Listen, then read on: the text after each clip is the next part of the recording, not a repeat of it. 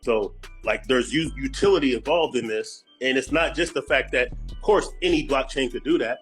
But this particular blockchain has been around for a minute. They built the rapport. They built the relationships. You know what I'm saying? They built the trust. So they were tapped to do it.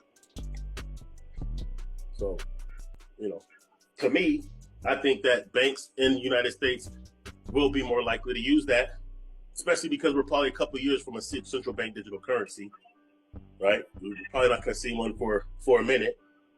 So this is hence why I'm saying they're going so hard for these regulations, because they don't want it to get too popular, too out of hand before people start abandoning banks that are already failing, because they don't really have the money anyway, because it's fractional reserve banking.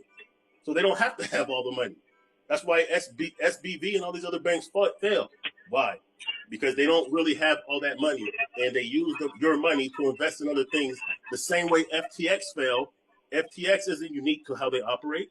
All centralized exchanges operate like that. All American banks operate like that. They just got caught with their hand in the cookie jar, and then CZ did some punk shit and put them on blast, blah, blah. You know what I'm saying?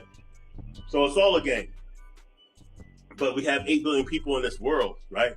So no blockchain can really scale to be used by 8 billion people.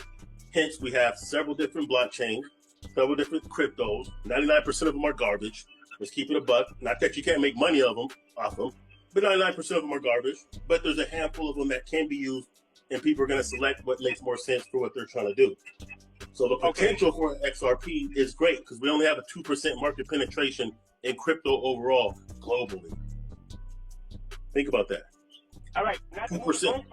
But even with the use case of XRP or any of this, what is going to be the utility for the tokens? Is it going to use it for gas or what? Well, yeah, of course. Of course it's going to be for gas, but also, of course it's for gas, and they're going to underpin the actual transaction. You know what I mean? And then just convert it. So yes, I'm going to send, this bank is going to send $2 billion over to whatever country overseas. Yeah, they're going to use XRP to transfer that value, then instantly convert it to that native currency, right? Now you don't lose the money from the sway of the value of the dollar with that 3 to 5 business day waiting period using the SWIFT system or the. And of course, XRP is the only viable source. You could use a Digibyte if you wanted to. You could use an XLM if you wanted to. You could use a Litecoin if you wanted to. But it's all about who has the development and the apps and the different things in place already, the tools already in place that connects to however that bank or industry or business or whatever wants to tap into. So really, there's going to be plenty of coins that are going to be used, in my opinion, in the next few years, that are going to be used, like really disrupting how we do things. It's not just going to be like just one. I don't think it's going to be any. I doubt the coins are going to have much to do with that, except for use case for gas. But I think the coins is just more importantly the technology. Yeah, somebody going to use. They're going to use facts. I agree with that. Whatever, but the coins are probably barely going to have much to do with it. Like if a bank saying we're going to use XRP today, I mean, you're going to have to. Yeah, XRP will pump. But it ain't going. I don't think that will be sustained just because the bank is going to use it. The XRP going to pump along with the market. It's going to come back down to what the rest of the market is doing. It's going to be all that.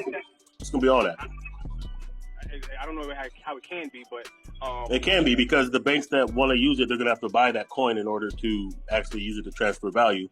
Not just for the gas, we're going to have to actually hold that coin, and then that's going to trigger other people that's going to have confidence in that coin. And then when it's moving, now you have volume, which is part of what makes coins pump. You have this much volume per day, blah, blah, blah. So it's going to be all that. And it's going to end up stabilizing as more people get into it.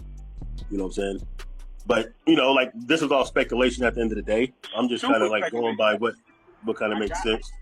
I get you.